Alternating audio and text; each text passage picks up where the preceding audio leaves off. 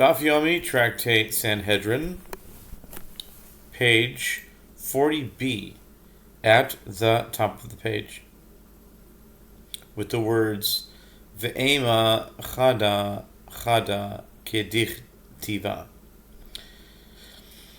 The Gemara asks, but why not say that each one is as it is written, and conclude that the Torah requires respectively 3, 2, and 2 interrogations in the three cases of idol worship and idolatrous city and conspiring witnesses discussed in those verses.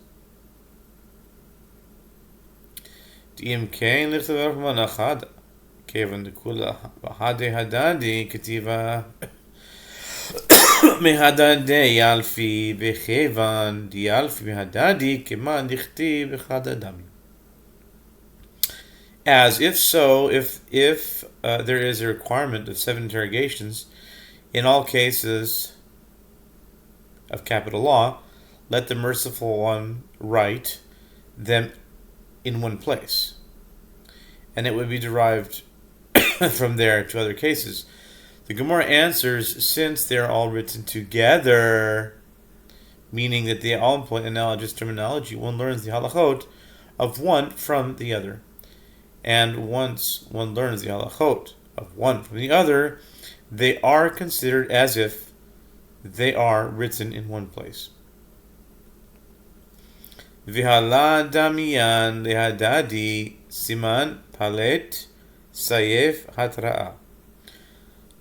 The Gemara asks, but those 3 instances of idol worship and idolatrous city and conspiring witnesses are not similar to each other.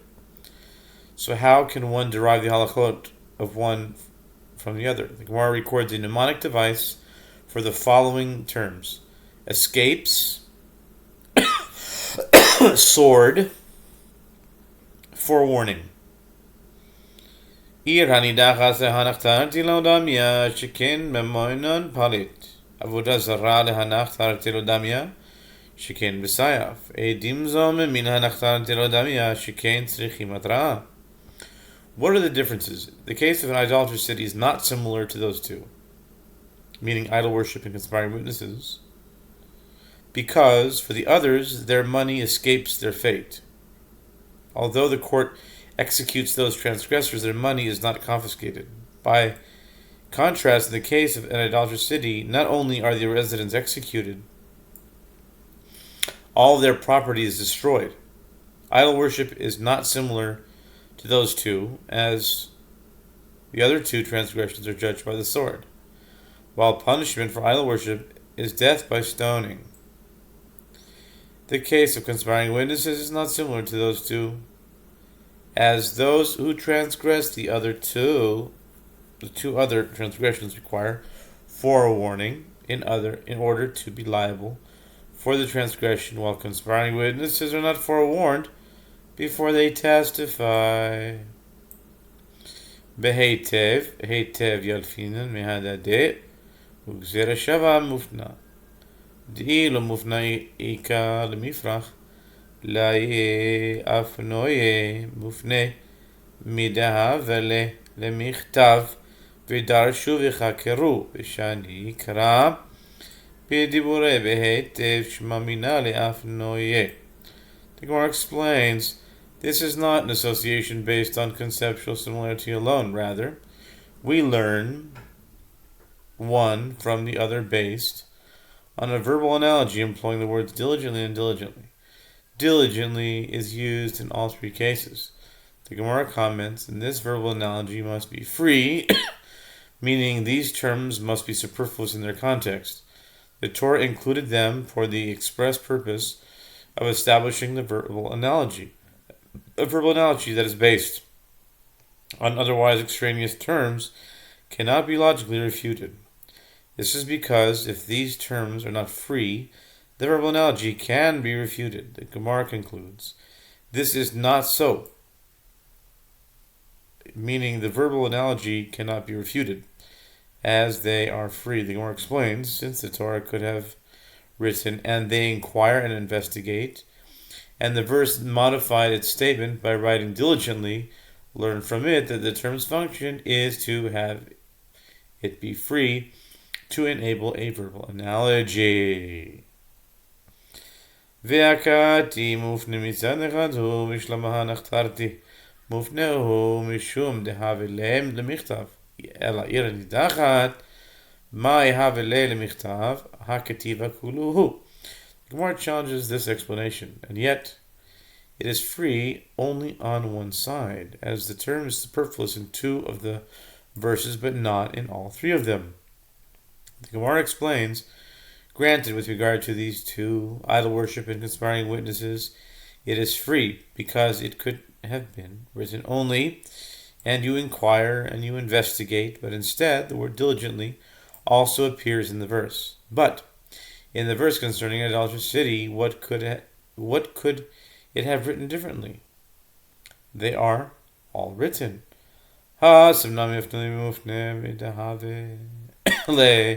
למכתב דרוש תדרוש, וחקור תחקור, ושנקרא בדיבורי בהיטב, שמע מינה להפנויה. The Gemara answers, there, it is also free, as the term is superfluous, in that verse as well, since the Torah could have written, you shall inquire or you shall investigate, in an emphatic form by doubling the verb, and the verse modified is its statement by writing, and you shall inquire and investigate diligently. Learn from it that this term's function is to have it be free in order to enable a verbal analogy. By way of this verbal analogy, the Gemara has derived the requirement for 7 interrogations in cases of capital law where the punishment is either death by stoning or death by the sword. ויעשו נחנקין בקל וחומר מסקלונין ומהרוגין ויעשו נשרופין בקל וחומר מסקלין. The Gemara continues, and one can learn that this applies to those transgressors who are strangled as well by means of an a fortiori inference, from those transgressors who are stoned, and from those who are killed by the sword, just as in these cases where the transgression is severe, as evidenced by their severe mode of execution, 7 interrogations are required. The requirement should apply all the more so to those transgressors who are strangled, who committed a less severe transgression. And one can learn that this applies to those transgressors who are burned as well, by means of an a fortiori inference from those transgressors who are stoned. The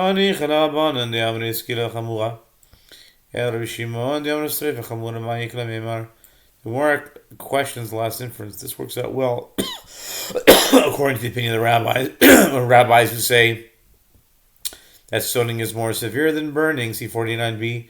Consequently, it is possible to derive by means of an a fortiori inference the halacha of a transgression whose punishment is burning from the halacha of a transgression whose punishment is stoning.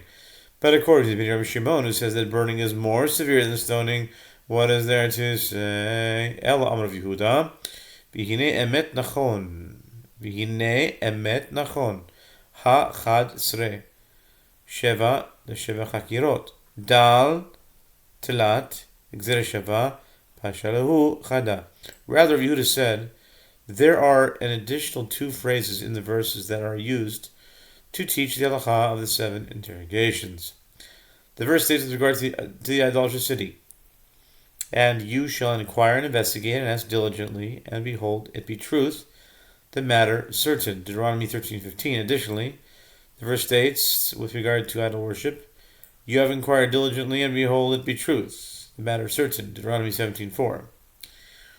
When one adds the 2 usages of truth and certain to the 7 expressions stated earlier, consequently, there are 11 expressions. 7 are used to teach the halacha of the 7 interrogations, and of the 4 that remain, remove 3, 1 for each verse, for the purpose of the verbal analogy, and 1 remains. Rabbanan mil salas, Yabekavachaimer, Tarach Vikasavakra. According to the opinion of Rabbi Shimon, this additional expression serves to include the halacha that the 7 interrogations applies to those transgressors who are burned. According to the opinion of the rabbis as well, who learned this from an a fortiori inference, the additional expression teaches this same halacha. As with regard to a matter that can be derived through an a fortiori inference, the verse, nevertheless, takes the trouble and writes it explicitly. Tarach v'katav la kra. Milsa de'asi mikal b'chomer. Sometimes the pasuk writes it out. Milsa de'asi mikal b'chomer. Tarach v'kosav v'leikro. A matter that can be derived through an a fortiori inference, the verse nevertheless takes the trouble and writes it explicitly. Migadef ba Rabbi Abahu ema liasoyer shmone chakirot ushmone chakirot miika alma la veika lesui v'kama b'shah v'tanya namirachi hayu boit kenoso v'shmone chakirois. Rabbi Abahu ridiculed this explanation. Say this additional expression serves to add that there might be 8 interrogations. The Gemara asks, and are there 8 interrogations? What interrogation can be added? The Gemara suggests, and why not? But there is a possibility to add this question to the interrogation. When in the hour? At what time within the hour? And this is also taught in Praita. They would examine him with 8 interrogations. Hanich labayali b'Rabbi Meir de amar eno dem tov v'lo klum. Ulehach lishna dami de amar adam tov me'ishehu shapir. Ela labayali b'Rabbi Yehuda de amar adam tov chatzi shah. Ulerav de amar ta'u in shituva ma'ika le'meimah. The Gemara comments, this works out well, according to the explanation of Abaya, of the opinion of Rabbi Meir, who says, in explaining Rabbi Meir's opinion, a person does not err at all. Meaning, when witnesses state an hour in which an event occurred, it is assumed that they are completely accurate. And also, according to the version of his statement, that Abaya says a person errs a bit. It is well. But consequently, there's a reason to ask at what time the hour the event occurred. But according to the explanation of Abaya, of the opinion of Rabbi Yehuda, who says, in explaining Rabbi Yehuda's opinion, a person errs up to a half an hour, and according to the opinion of Rava, who says people err even more than that, what can be said? There is no reason to ask at what time during the hour if the event occurred, as any inconsistency would be ascribed to an innocent error.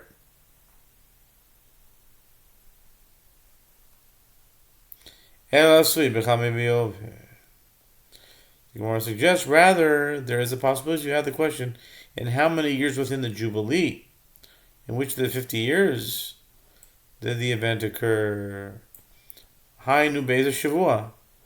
Ela Asui Be'ez Yovel. V'idach Kivan Demar Be'ez Yeshua.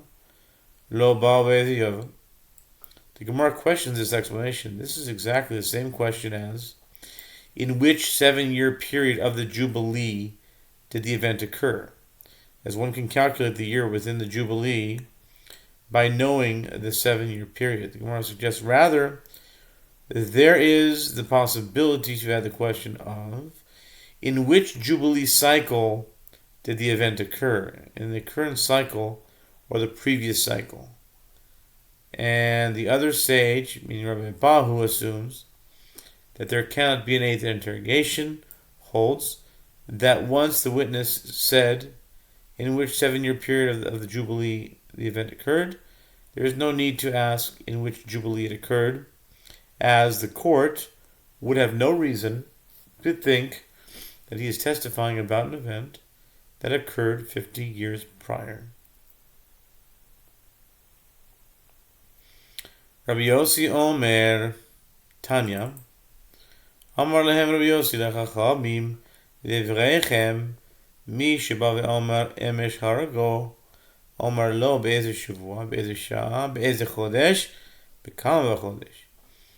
The Mishnah teaches that Rabbi Yossi says that they ask only on which day and which hour, and which place the event occurred, but not more. It is taught in the Braita the reasoning behind this dispute. Rabbi Yossi said to the rabbis, according to your statement that the court asks all 7 interrogations, when there is a witness who came to court and said, the accused killed the victim last night, should the judge say to him in his examination, in which 7-year period of the Jubilee, in which year, in which month, and on which day of the month, did he accuse the murder victim? What would be the purpose of asking these questions? It suffices that they just ask about the day, the time, and the place. Because all the others are already included. We know that it's now. We all know that we're in this, whatever, 7, this month, etc. Amar lo, לדבריך מי שבא ואומר עכשיו הרגו, אמר לו באיזה יום, באיזה שעה, באיזה מקום. The rabbi said to him, according to your statement, when there is a witness who came to court and said, the accused killed the victim just now, should the judge say to him in his examination on which day, at which hour, in what place, did the accused murder the victim? The witness already stated that the murder had just occurred. Ela afal gav de lo tzorich. The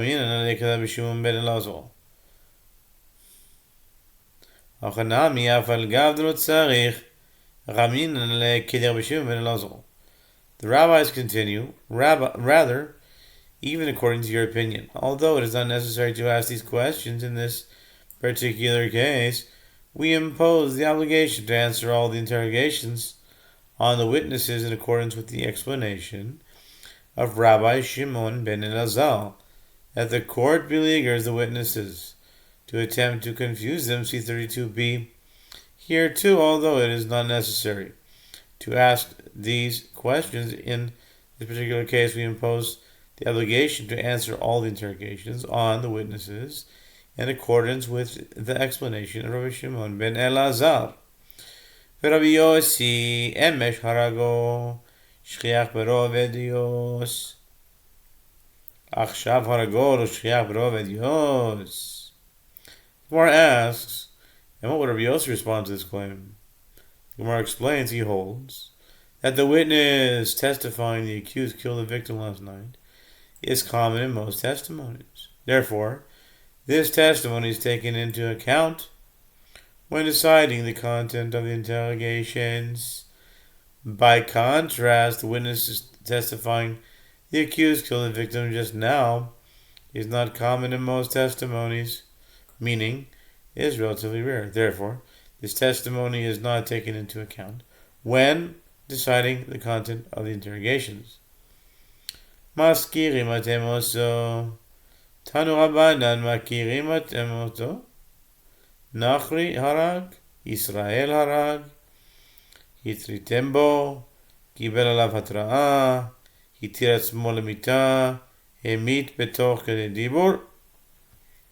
The Mishnah teaches that after the interrogations, the court asks several questions essential to testimony, such as, do you recognize him? The sage is taught in Braita in a trial for murder. The court asks the witnesses, do you recognize the accused? Did he kill a Gentile? Did he kill a Jew? Did you forewarn him? Did he accept the warning on himself? Meaning, he acknowledged the warning. Did he release himself to death? Meaning, acknowledge that he is aware that the court imposes capital punishment for murder. Did he kill within the time required for speaking a short phrase? As if not, he could claim he forgot the warning. Ha'oved avodah zareh, et mi avad, lepeor avad, lemarkulis avad, ובמה עבד? בזיבוח, בקיטור, בניסוך, בהשתחוו. In the case of one who is accused idol worshiper, the court asked the witness, whom among the idols did he worship? Did he worship Peor? Did he worship Marculus? And in what manner did he worship?